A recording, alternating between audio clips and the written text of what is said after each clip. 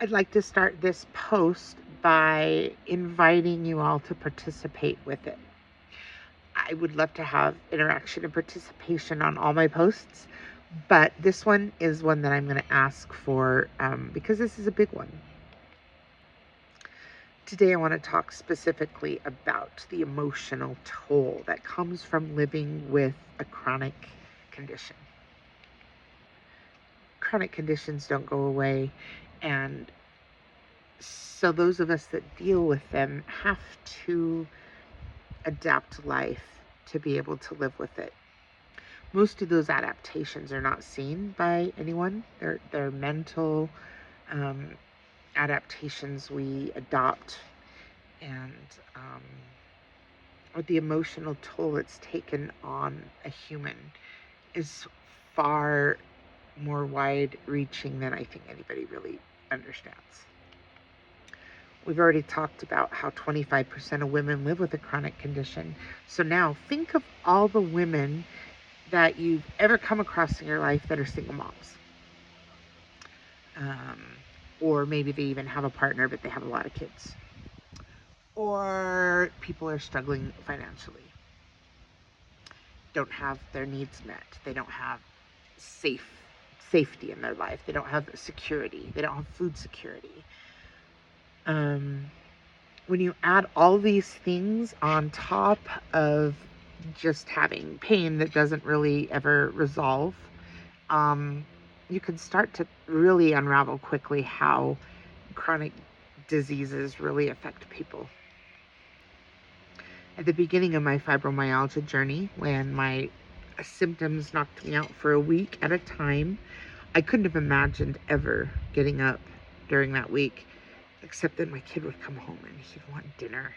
Kids wanting dinner every night. Who thought? I had to figure out a way to take care of my kid. And most women are really, really resourceful, especially when it comes to caring for their kids. But it was such a big obstacle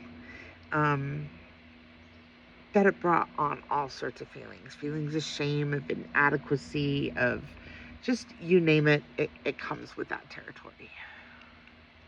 People living with chronic diseases really can't plan for anything because you never know how you're going to be feeling. So we're talking about some of the ways that affects people.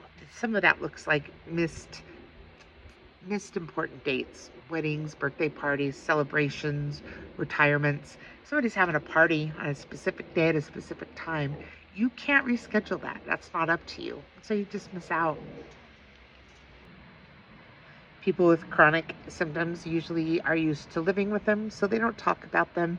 And it's a really, really, really lonely experience to be struggling so hard and not have anybody that really relates. And so I think that loneliness is a huge epidemic among people with chronic diseases.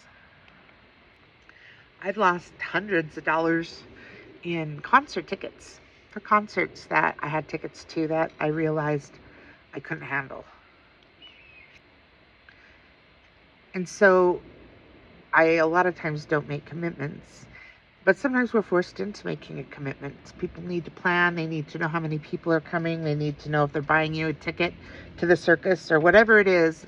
And so we make these commitments and then we're on the hook. And oh my God, is it so fucking defeating to feel like shit and not be able to cancel because you know somebody spent money on this event and it's important to them and you have to show up.